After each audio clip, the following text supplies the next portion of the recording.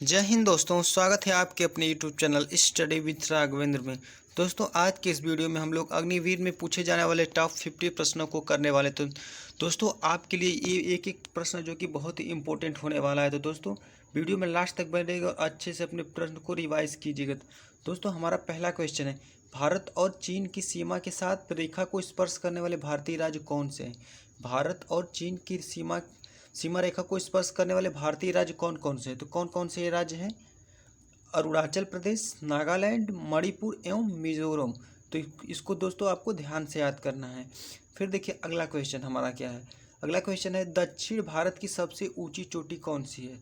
तो दक्षिण भारत की सबसे ऊंची चोटी कौन सी है? अन्नामुईडी है, अन्नाईमुडी है। फिर देखिए अगला हमारा क्वेश्चन है, सर्वप्रथम इंडिया शब्द का प्रयोग भारत की किस भाषा में किया गया था? सर्वप्रथम इंडिया शब्द का प्रयोग भारत के लिए किस भाषा में प्रयोग किया गया? तो ये ग्रीक भाषा में किया गया था। कौन से? ग्रीक भाषा में। फिर देखिए अगला क्वेश्चन है, प्राचीन भारतीय भौगोलिक मान्यता के अनुसार भारत किस द्वीप का अंश था? तो ये जम्बू द्वीप का था। किस द्वीप का? जम्बू द्वीप का था। फिर देखिए अगला हमारा क्वेश्चन है, भारतीय मानक समय कितने डिग्री देशांतर पर आधारित है? 42 डिग्री 46 अंश के पूर्व देशांतर है। तो इसको भी आपको ध्यान रखना है।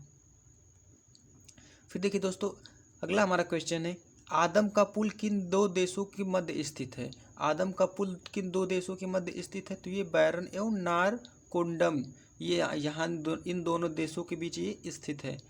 फिर देखिए अगला हमारा क्वेश्चन है, हैदराबाद और सिकंदराबाद को हैदराबाद का जुड़वा नगर कौन सा है? तो ये हैदराबाद का जुड़वा नगर सिकंदराबाद है। फिर देखिए थार भूमि कहाँ स्थित है? थार भूमि जो कि राजस्थान में स्थित है, जो कि मरुस्थल है। अगला हमारा क्वेश्चन, भारत का कौन सा राज्य सबसे अधिक राज्य की सीमाओं को स्पर्श करता है? तो ये उत्तर प्रदेश जो कि सबसे अधिक सीमाओं को स्पर्श करता है। फिर देखिए, स्वतंत्रता से पहले भारतीय क्षेत्र काला पानी के नाम से जाना जाता था। तो ये कौन से जाना जाता था? ये अंडमान निकोबार द्वीप समूह को काला पानी के नाम से जाना जाता था।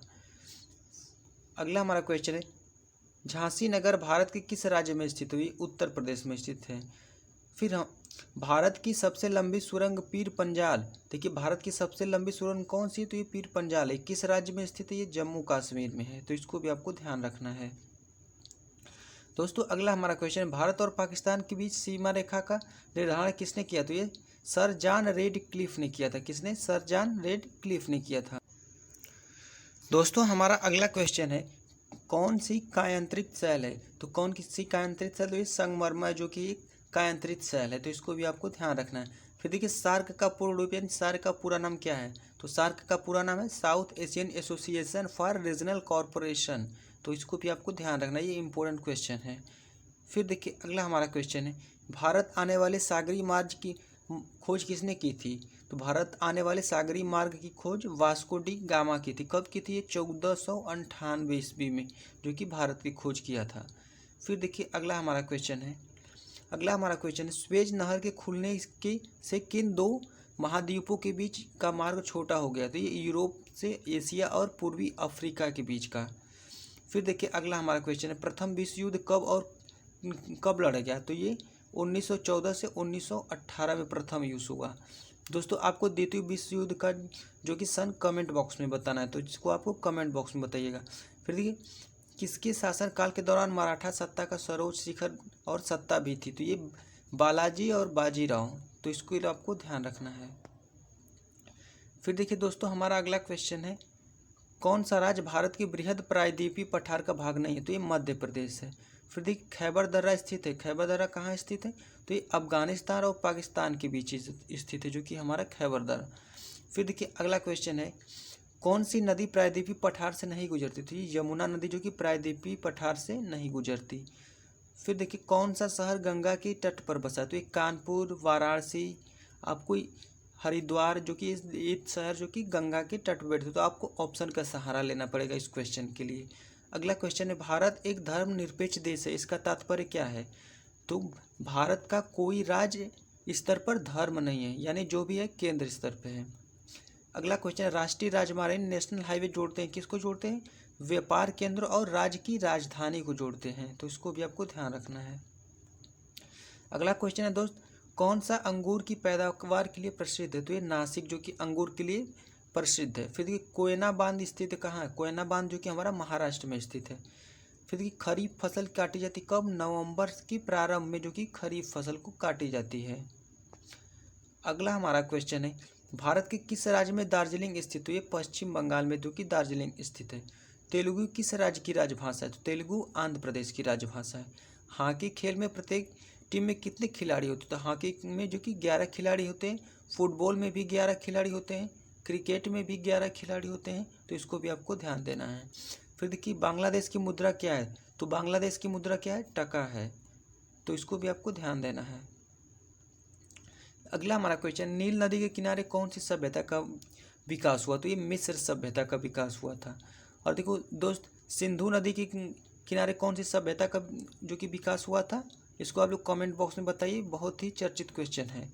फिर देखिए किस स्थान पर महात्मा बुद्ध ने ज्ञान प्राप्त किया, तो देखिए गया में जो कि महात्मा बुद्ध ने ज्ञान प्राप्त की थी। तो देखिए प्रसिद्ध नाटक शाकुंतला किसने लिखी, तो ये महाकवि कालिदास ने लिखी थी। कौन, महाकवि कालिदास ने।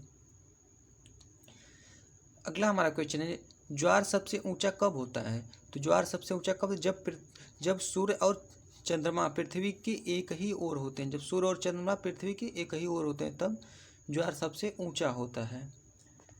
फिर देखिए अगला क्वेश्चन हमारा, पृथ्वी के नज़दीक वायुमंडल की सबसे निचली परत है, तो ये क्षोभ मंडल होती है।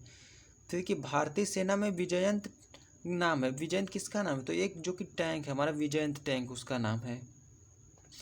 फिर देखिए चीनी यात्री फाहान किसके काल में भारत आया, तो ये विक्रमादित्य के काल में जो कि भारत आया था।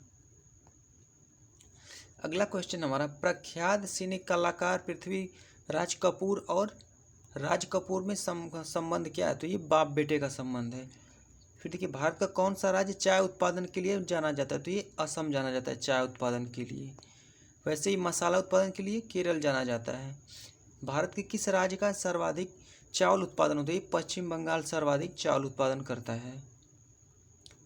अगला क्वेश्चन है, भारत के किस शहर में जंतर मंतर स्थित है, जंतर मंतर दिल्ली में स्थित है। फिर दोस्तों गुरुत्वाकर्षण की खोज किसने की थी, तो ये न्यूटन ने की थी। किसने, न्यूटन ने।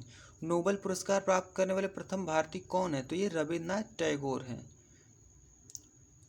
दोस्तों ये बड़ा प्रश्न इंपॉर्टेंट है, द्रोणाचार्य पुरस्कार किससे संबंधित, तो ये प्रशिक्षक यानी कोच से संबंधित है, इसको भी आपको ध्यान रखना है। खजुराहो स्थित है कहाँ, खजुराहो स्थित है मध्य प्रदेश में। फिर राष्ट्रीय रक्षा अकादमी एनडीए कहाँ स्थित है, तो एनडीए जो कि देहरादून में स्थित है। फिर देखिए रामकृष्ण मिशन की स्थापना किसने की, तो यार रामकृष्ण मिशन की स्थापना स्वामी विवेकानंद ने की थी। स्वामी विवेकानंद का बचपन का क्या नाम था, ये इनका नाम नरेंद्र दत्त था। क्या नाम था, नरेंद्र दत्त, आपको इसको ध्यान रखना है। फिर ये भारतीय मानक समय आधारित हुए 82 अंश 30 अंश पूर्व देशांतर पर। फिर कौन सा राज्य भारत के सबसे पूर्वी भाग में स्थित है, अरुणाचल प्रदेश स्थित है। फिर देखिए अगला हमारा क्वेश्चन दोस्त, कौन सा देश नाथुला दर्रा के पार है, तो ये चीन जो कि नाथुला दर्रा के पार है। तो दोस्तों बस आज की इस वीडियो में इतना ही क्वेश्चन था जो कि टॉप 50 प्रश्नों को हम लोग किया। तो दोस्तों अगर आपको वीडियो अच्छा लगे तो चैनल को सब्सक्राइब कर दिए और वीडियो को लाइक कर दिए। तब तक मिलेंगे नेक्स्ट वीडियो में, तब तक के लिए जय हिंद।